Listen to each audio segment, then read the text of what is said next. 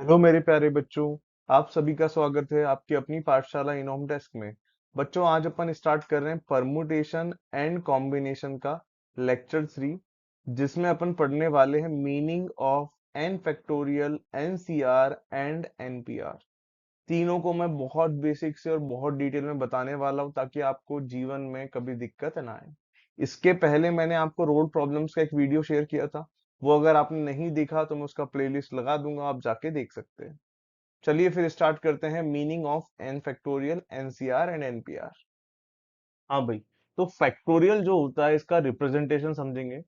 जैसे अगर मैं n का फैक्टोरियल लिखूं तो उसको लिखने का तरीका n फैक्टोरियल या फिर इस तरीके से लिखते हैं। इन दोनों का मतलब ही क्या होता है? n factorial. ठीक है, इसको रीड करते हैं n फैक्टोरियल। ठीक है।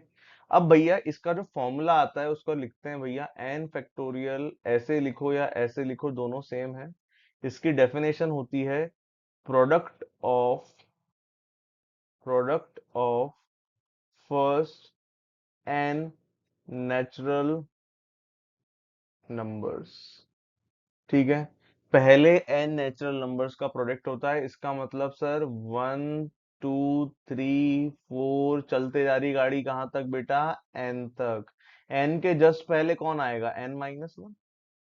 तो ये कहानी होती है अपने फैक्टोरियल की, बहुत सिंपल। ध्यान से एक बात और सुनना, यहाँ पे जो n लेते हैं, अगर मैं जनरल बात करूं तो n लेते हैं अपन नेचुरल नंबर। क्या लेते हैं n को भैया? Natural number. अब भैया एक आध एग्जांपल कर लेते हैं। चलो सबसे पहला एग्जांपल, ये डायरेक्ट वैल्यू याद भी होनी चाहिए आपको।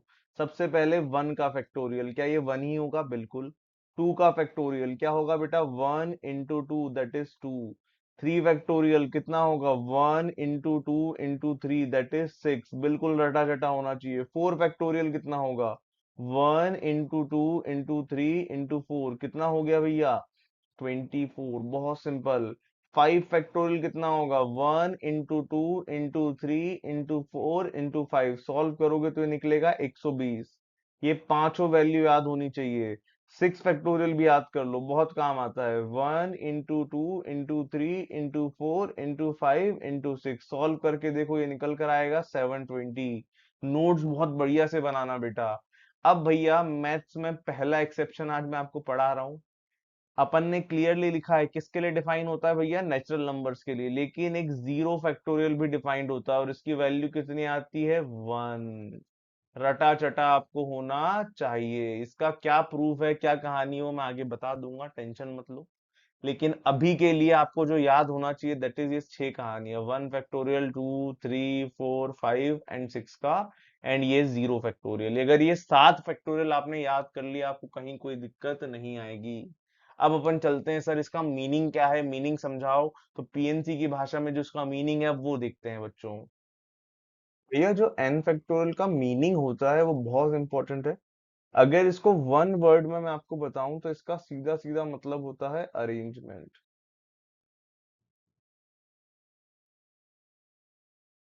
ठीक है, बहुत सिंपल। अगर एक शब्द में लिखना चाहें तो सीधा क्या बोलेंगे? अरेंजमेंट।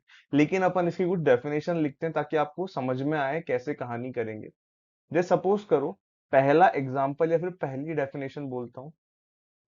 डेफिनेशन 1, मैंने आपको बोल दिया कि यार अपने पास टोटल आर पर्सन्स है या फिर एन पर्सन्स ले लेते हैं। पहला आदमी, दूसरा आदमी, चलते चलते कितने आदमी लिए हैं बेटा? मैंने एन पर्सन्स लिए हैं। N persons. और इनको बिठाने के लिए मैंने कुछ चेयर्स भी ले ली हैं। ये अपने पास पहली चेयर, वैसे ही थोड़ा छोटा डायग्राम बना है। ये अपनी दूसरी चेयर एंड ये अपनी nth चेयर। ठीक है।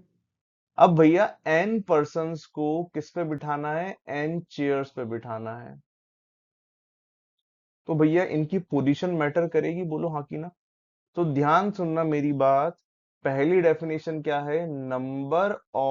Ways number of ways to arrange number of ways to arrange n persons on n chairs is n factorial. क्या होता है भैया ये? n फैक्टोरियल होता है पहली डेफिनेशन। ठीक है, कभी भी आपसे बोल दे कि भैया कोई पर्सन से उनको चेयर्स पे बिठाना है या फिर लेट से लाइन में खड़ा करना है, तो हमेशा यही तरीका लगेगा। ठीक है, number of ways to arrange n persons on n chairs is n factorial. ये अपनी पहली डेफिनेशन हुई। एक और डेफिनेशन लिखेंगे। इसकी सेकंड डेफिनेशन अपन ऐसे लिख सकते हैं भाई, ध्यान से देखना। मैंने बोल दिया कि भैया n डिस्टिंक्ट ऑब्जेक्ट्स हैं। लेट से ये अपना ऑब्जेक्ट वन, ऑब्जेक्ट टू, चलती जा रही है कहानी ऑब्जेक्ट थ्री तक, सॉरी सॉरी ऑब्जेक्ट n तक। ठीक है, कितने ऑब्जेक्ट है अपने पास? n ऑब्जेक्ट्स हैं। ठीक है, अब इनका ही आपस में अरेंजमेंट करना। Number of ways to arrange all these and distinct object। कौन से ऑब्जेक्ट भैया? Distinct objects in a line. कैसे अरेंज कर रहा हूं भैया? एक लाइन में अरेंज कर रहा हूं। Is n factorial. कितना होता है भैया? ये भी n फैक्टोरियल। तो आप ऐसे भी डेफिनेशन समझ सकते हो और पहले वाली जो सिखाई थी वैसे भी समझ सकते हो। बहुत सिंपल कहानी। अगर किसी को भी आपको लाइन में अरेंज करना है तो उसका तरीका क्या होता है? n factorial. या फिर n पर्संस को n चेयर्स पे रखना है या फिर n चेयर्स पे बिठाना है तो उसका तरीका क्या होता है? n factorial. ठीक है, मैंने इसको सिर्फ ऐसे याद किया है। कभी भी पोजीशन असाइन करनी है, ध्यान सुनना सोच, कभी भी पोजीशन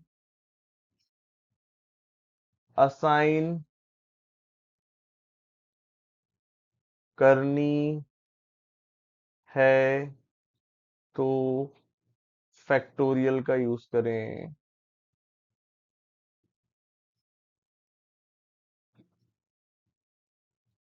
बस, इससे इंपॉर्टेंट बात कुछ नहीं है अपने लिए। ये सोच लिख लेना, नोट्स बहुत अच्छे बनाना ताकि आपको जीवन में कभी कोई टेंशन ना हो। इसका एक एग्जांपल देता हूं ताकि आपको चीजें और अच्छे से क्लियर हो भाई। बहुत सिंपल सा एग्जांपल लेंगे, सारे अरेंजमेंट आपको बना के दिखाऊंगा और फिर मैच भी करेंगे इस फॉर्मूले के साथ। टेंशन ही मत लो। ठीक है, बस थोड़ा सा विश्वास रखो अपने मास्टर के ऊपर। ठीक है, चलो भैया एग्जाम्पल देखते हैं। एग्जाम्पल लेते हैं बच्चों। तीन ऑब्जेक्ट्स ले लिए मैंने। पहला ऑब्जेक्ट ए, दूसरा ऑब्जेक्ट बी, तीसरा ऑब्जेक्ट सी। मैंने आपसे पूछा number of ways to arrange them. ठीक है, इनको अरेंज करना है भैया। कितने ऑब्जेक्ट हैं अपने पास? तीन। तीन ऑब्जेक्ट को अरेंज करने का तरीका सीधा सीधा क्या बोला? थ्री फैक्टोरियल, जिसकी वैल्यू आज ही याद कराई, कितनी होती है? सिक्स। अब ध्यान सुनना, इनको अरेंज करके मैं सारे तरीके बता रहा हूँ, छह कौन से तरीके आने वाले हैं। हो सकता है सर ए आगे रहा हो। ठीक है, कौन कौन से आएंगे? बी और सी पीछे रहे हो। सर अभी भी ए आगे, बी और सी ने पोजीशन बदल ली। क्या दो तरीके पॉसिबल हैं? बिल्कुल। सर हो सकता है बी आगे आ गया हो, ए और सी पीछे हो। सर अभी भी बी आगे, ए और सी ने पोजीशन आपस में बदल ली। क्या बी फर्स्ट वाले खत्म हो गए? सर ऐसा भी तो हो सकता है सी आगे रहा हो। हाँ भाई बिल्कुल, ए और बी पीछे हो। सर हो सकता है इनने अपनी पोजीशन बदल ली हो। तो क्या ये पूरे छह तरीके आ गए क्या मेरे? बिल्कुल। इसके अलावा कोई और अरेंजमेंट तुम्हें मिलेगा ही नहीं। जो भी आएगा वो सेम ही आएगा। इन छह में से ही कोई ना कोई अरेंजमेंट होगा। ठीक है, तो ध्यान रखो, फॉर्मूला बहुत बढ़िया है। इसका डायरेक्ट यूज करेंगे। क्या यूज करेंगे? जब भी अरेंजमेंट करना है किसका यूज करेंगे अपन? फैक्टोरियल का। सिंपल सी बात है, माइंड में बिठा लो। ठीक है, चलो अब एक और शानदार बात आती है फैक्टोरियल के अंदर, that is y zero factorial is equals to one. Zero factorial की वैल्यू वन क्यों ली जाती है? अगर आपको याद है तो बढ़िया, नहीं याद है तो इसको याद करो। जीरो फैक्टोरियल को कितना लेंगे बेटा अपन? हमेशा वन लेंगे। बहुत इंपॉर्टेंट रिजल्ट है। अब ये कैसे आता है, ध्यान सुनना। एक छोटा सा एग्जांपल लेता हूँ। क्या तुम्हें एक चीज नोटिस हो रही है कि सर जो फाइव फैक्टोरियल होता है उसको लिख सकते हैं अपन one into two into three into four into five? ध्यान से नोटिस करो, क्या ये जो चीज है यही अपना फोर फैक्टोरियल बन रहा है? बिल्कुल। तो क्या मैं इसको ऐसा बोल दूं, फाइव फैक्टोरियल में से सर फाइव अगर बाहर निकालेंगे तो फोर फैक्टोरियल आएगा? तो एक शायद फॉर्मूला आपको दिख जाए। फॉर्मूला क्या दिखेगा भैया? अगर n फैक्टोरियल है तो n फैक्टोरियल में से n बाहर निकालते हैं तो यहाँ बचता है n माइनस वन का फैक्टोरियल। बहुत बहुत इंपॉर्टेंट कहानी। अच्छा, यहाँ n की वैल्यू अपनी हमेशा नेचुरल नंबर होती है। n क्या होता है? हमेशा अपना नेचुरल नंबर। इंटीजर्स के लिए डिफाइन नहीं होता, सिर्फ पॉजिटिव इंटीजर्स के लिए डिफाइन होता है फैक्टोरियल जो टर्म है। ठीक है। तो n फैक्टोरियल में n जो होता है वो अपना हमेशा क्या होता है भैया? Natural number. तो एक बहुत शानदार फॉर्मूला अपन को मिला। अब ध्यान से मेरी बात सुनना। इस फॉर्मूले को अगर मैं वन के लिए अप्लाई करूं कि सर अगर मैं n की वैल्यू वन रखूं तो वन फैक्टोरियल वन बाहर, तो क्या यहाँ जीरो का फैक्टोरियल बनेगा? वन माइनस वन कितना होता है? जीरो। तो मुझे बताओ, वन फैक्टोरियल वन होता है, यहाँ भी वन और यहाँ जीरो फैक्टोरियल, तो जीरो फैक्टोरियल कितना आ गया निकल के? वन के बराबर। आया नहीं आया? तो ये बिल्कुल रटा चटा आपको होना चाहिए। This is method one. ठीक है। चलो इसको अपन डेफिनेशन से करते हैं, जो मैंने आपको डेफिनेशन सिखाई थी फैक्टोरियल की। क्या डेफिनेशन बताई थी मैंने? Method two. मैंने फर्स्ट डेफिनेशन बताई थी, number of ways to arrange zero persons on zero chairs. बताओ ये कितना होगा बेटा? इज जीरो फैक्टोरियल, सीधा बोल सकते हैं, इज जीरो फैक्टोरियल। और जीरो फैक्टोरियल का मतलब सर अपन अभी सीखे वन, लेकिन इसको इस तरीके से ही बताता हूँ। मुझे बताओ, अगर मैंने जीरो पर्सन्स को जीरो चेयर पे बिठाया तो क्या मैंने कुछ काम किया यहाँ पे? नहीं सर, कुछ नहीं किया।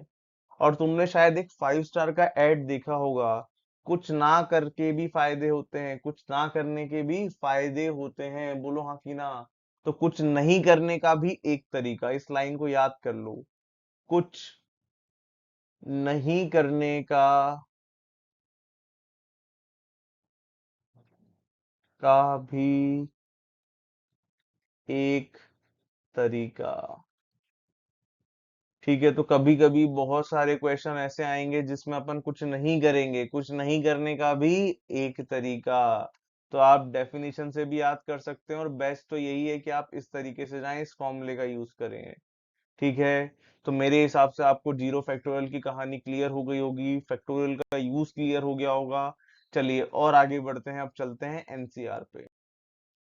एनसीआर बच्चों बहुत सिंपल कहानी, इसका फॉर्मूला देखते हैं। एनसीआर जो होता है वो होता है अपना n factorial upon r factorial into n minus r का फैक्टोरियल।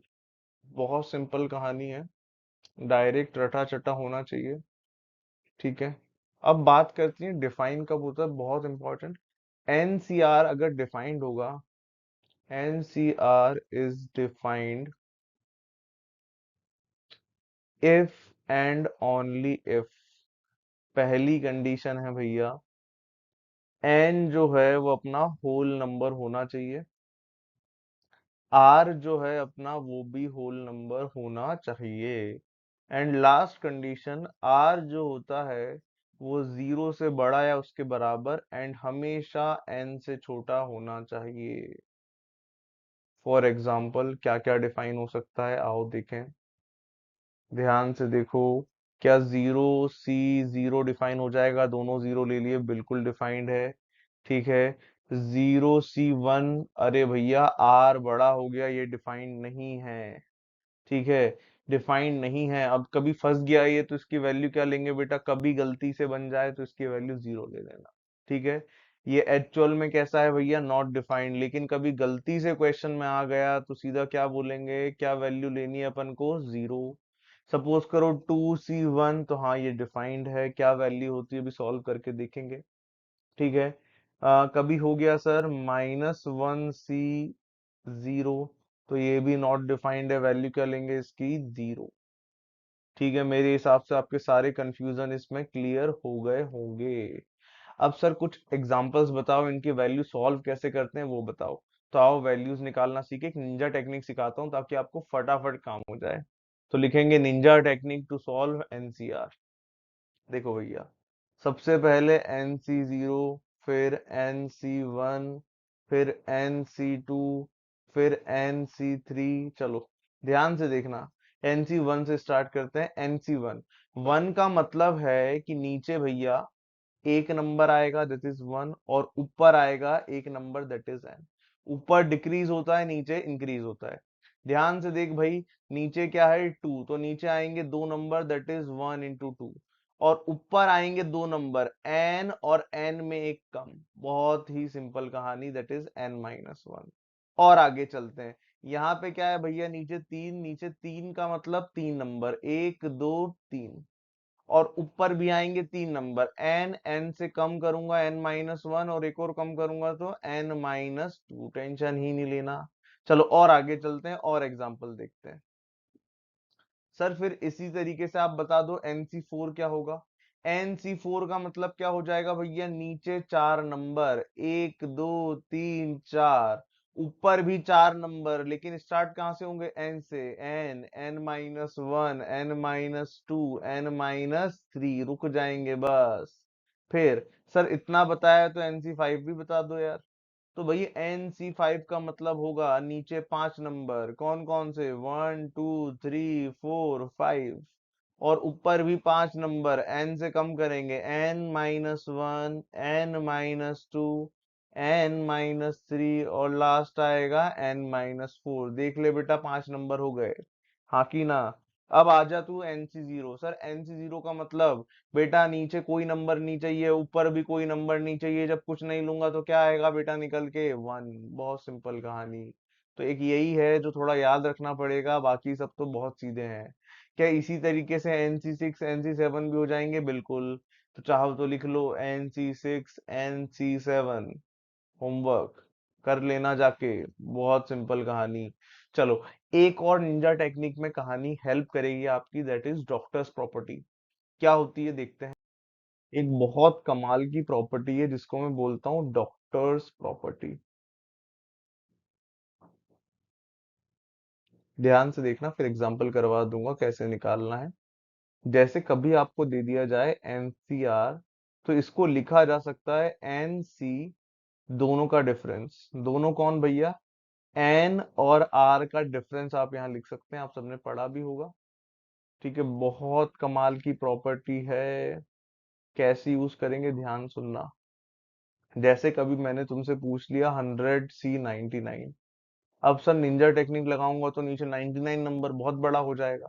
ठीक है, तो बहुत सही एग्जांपल है, इसमें क्या लगा दो आप, पहले डॉक्टर्स प्रॉपर्टी। क्या लगा दो इसमें, डॉक्टर्स प्रॉपर्टी। डॉक्टर्स क्या बोलेगा भैया, 100C, दोनों का डिफरेंस, 100 और 99 में डिफरेंस किसका है, 1 का। और शायद अब तो बहुत इजीली सॉल्व हो जाएगा, नीचे 1 और ऊपर एक number that is 100, direct answer. Tension ही नहीं लेना। आओ और आगे चलते हैं। मैंने ले लिया भैया 100C98, क्या ये भी निकल जाएगा, बिल्कुल सर, पहले डॉक्टर्स लगाएंगे, 100C2 बनेगा। क्या लिखेंगे इसको सर, नीचे दो नंबर, ऊपर 100, और 100 से एक कम 99। बताओ कैंसिलेशन हो रहा है क्या, 2 से कैंसिल हो रहा है सर 50 टाइम्स में। मल्टीप्लाई करोगे रिजल्ट आ जाएगा 99 × 50, जो भी आ रहा है निकाल लेना, सिंपल कहानी है। तो बस ये ध्यान रखो, अगर नीचे वाला नंबर बहुत बड़ा है तो डॉक्टर्स लगाओ। डॉक्टर्स का एक यूज क्या है, नीचे वाले नंबर को छोटा बनाता है। एक यूज ये भी है कि सर कभी कभार ऑप्शन मैच नहीं करते, तो ऑप्शन मैच करने में भी कौन हेल्प करता है, डॉक्टर्स। तो इसकी सोच लिखेंगे भैया। पहला यूज क्या है, ऑप्शन मैच कराने के काम आता है, ऑप्शन मैच करवाता है। दूसरा, नीचे वाला नंबर, नीचे वाला नंबर अगर बड़ा है तो उसको छोटा बनाता है। बस इतना याद रख लो, आपकी कैलकुलेशन बहुत फास्ट हो जाएगी। निंजा टेक्निक याद कर लो और ये डॉक्टर्स प्रॉपर्टी याद कर लो, कभी जीवन में कोई टेंशन नहीं होगी। चलिए और आगे चलते हैं, अब समझते हैं एनसीआर का मीनिंग। हाँ भाई, तो मीनिंग ऑफ एनसीआर अगर इसको एक टर्म में मुझे बताना है तो इसका सीधा सीधा मतलब है सिलेक्शन। जब भी सिलेक्शन की बात आएगी किसको याद कर लेना बेटा, एनसीआर को याद कर लेना। भी करता कैसे है, तो भाई आपको गिवन होगी कहानी, आपको एन डिस्टिंक्ट ऑब्जेक्ट दिए जाएंगे, लेट से O1 O2 चलते चलते आ गए अपन ON तक। क्या है अपने ये है भैया एन डिस्टिंक्ट ऑब्जेक्ट्स। ठीक है, और अपना टास्क है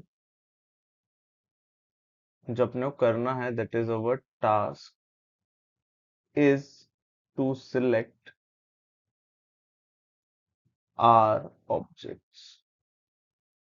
ठीक है, तो आर ऑब्जेक्ट अगर मुझे सिलेक्ट करने हैं तो उसका सीधा सीधा तरीका होता है एनसीआर। क्या होता है बेटा सीधा सीधा तरीका, एनसीआर। एन डिस्टिंक्ट ऑब्जेक्ट्स में से कितने ऑब्जेक्ट चूज करें, आर ऑब्जेक्ट, तो क्या रिजल्ट आएगा, एनसीआर। सीधा रटा चटा होना चाहिए। इसको लैंग्वेज में भी लिखवा सकता हूं, number of ways to select r objects out of r objects out of n distinct objects is NCR। बिल्कुल रटा चटा आपको ये होना चाहिए। कुछ एग्जांपल्स देखते हैं, बहुत छोटे छोटे। लिखेंगे question, find number of ways to select two objects out of four distinct objects. सीधा रिजल्ट क्या आएगा बेटा, फोर में से दो सिलेक्ट करने, इसलिए 4C2। कि इसको सॉल्व करना सिखाया था मैंने आपको, निंजा टेक्निक क्या थी भैया, नीचे टू है तो मतलब दो नंबर का प्रोडक्ट, ऊपर भी दो नंबर, फोर से एक कम दैट इज थ्री। कितना आ जाएगा निकल के भैया, सर टू से कैंसिल करेंगे, टू टाइम्स में तो ये आएगा 6। बहुत सिंपल, टेंशन लो ही मत। चलो आओ, अगला क्वेश्चन देखना भैया। थ्री ऑब्जेक्ट सिलेक्ट करने out of five distinct object, क्या तरीका आएगा, 5C3। सॉल्व करने का तरीका क्या बताया था, नीचे थ्री है मतलब तीन नंबर्स का प्रोडक्ट, ऊपर भी क्या आएंगे भैया तीन नंबर, फाइव, फाइव से कम फोर, फोर से कम थ्री। क्या थ्री से थ्री निपटने को तैयार है, बिल्कुल। टू से कैंसिल हुआ, टू टाइम्स में कितना आ गया, 10। टेंशन लेना ही नहीं है। चलो और आगे चलते हैं। सर यहाँ पे करना है अपन को भैया किसमें से, सर यहाँ पे 100 डिस्टिंक्ट ऑब्जेक्ट में से दो सिलेक्ट करना है, तो बताओ 100 में से दो सिलेक्ट करने का तरीका, 100C2।